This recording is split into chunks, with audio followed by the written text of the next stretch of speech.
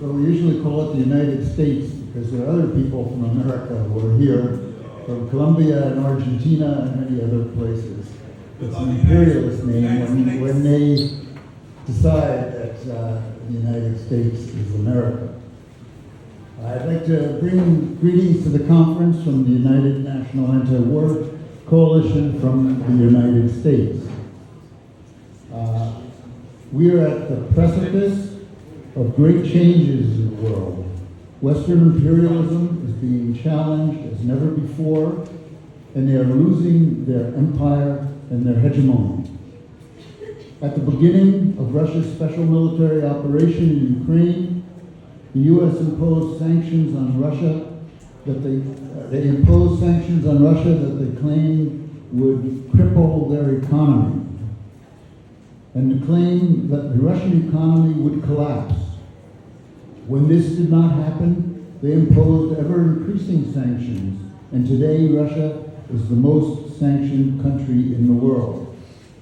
However, despite these sanctions, Russia's economy is not faltering and will expand by an expected 2.2% in this year, and I understand that figure actually has risen. At the same time, the economy of the UK is basically in recession and is also in a period of inflation. Germany, the largest economy in Europe, is also officially in recession. The military side of the conflict in the Ukraine is not going much better for the U.S. and its NATO allies.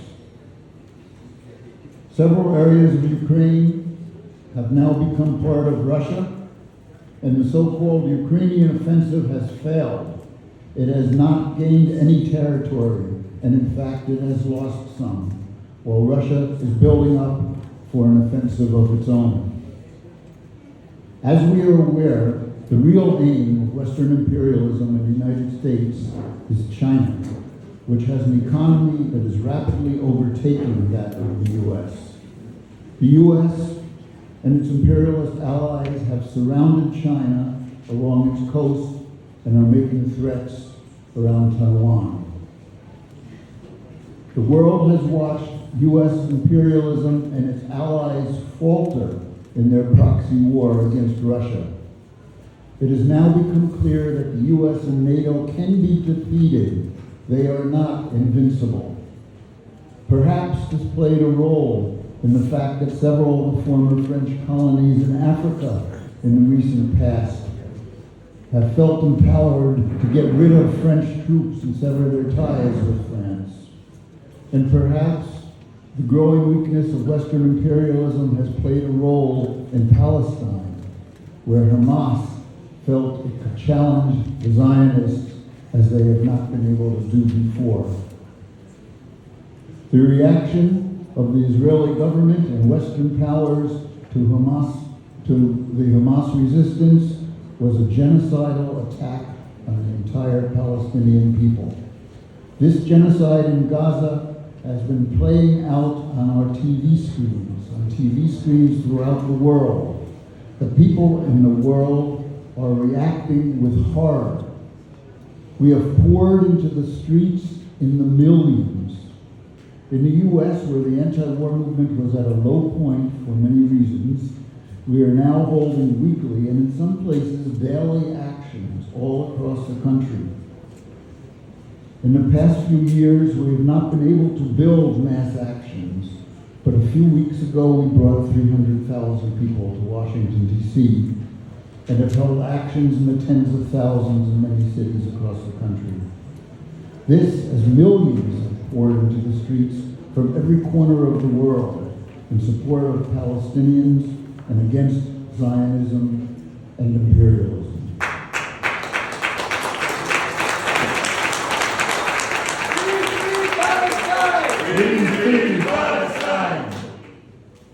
The U.S. and Western imperialist countries have come down strongly on the side of Israel, and the U.S. president offered more money and more weapons to Israel.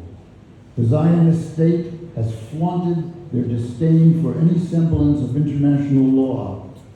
Israel has been responsible for war crimes, like not allowing the civilian population to leave the conflict area. That is a war crime defined by the Geneva Accords. Bombing civilians, trying to starve the people of Gaza to death, denying them water, fuel, and electricity, using white phosphorus on civilian populations, attacking hospitals, mosques, and refugee camps.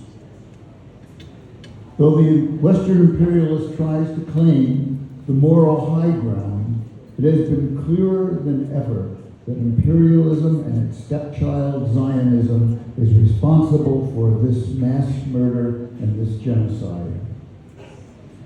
Last week, a delegation including leaders of my own organization, UNAC, and other affiliated organizations made it to the Rafah Gate, where we held press conferences and did interviews before we were thrown out of the Rafah Gate and not allowed to stay there, and demanded that the gate be opened and allow in immediate sustained aid. This U.S. delegation, led by Palestinian Americans, was an answer to a call from the Palestinian civil society to get to the Rafah crossing and demand it be open. That's something we have to be doing daily, hourly. The millions that have taken to the streets for Palestine represent a new stage in our movement. It represents a changing consciousness on the part of millions of people around the world, and it exposes the true nature of imperialism and Zionism. This changing consciousness is an opportunity to build our movement that we have not seen for some time. As a young organizer in the United States movement, U.S. movement, against the Vietnam War, I helped build the mass demonstrations that brought millions into the streets time and time again. The power of the masses of people in motion was clear, but it is also clear that the movement played a major role in building the left in the United States. As the imperialist project in Ukraine fails, and as the people of Palestine and the rest of the world resist Zionism and imperialism's genocide in Gaza, and as Zionism and imperialism become more and more exposed, we can expect that the left in the U.S. and the left around the world will be strengthened. There are many pitfalls. Sectarianism and right populist demagoguery are key among them. But this is the time that the people of the world need a strong anti-imperialist, socialist-oriented movement more than ever. Let's build it. Let's move forward to victory. Thank you.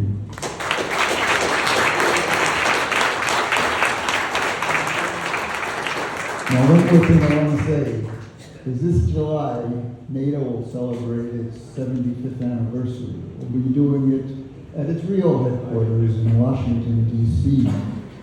We will be there too. We will be holding an alternative summit to their summit, and we will be demonstrating in the streets. And I want to invite every one of you to be there with us. Thanks.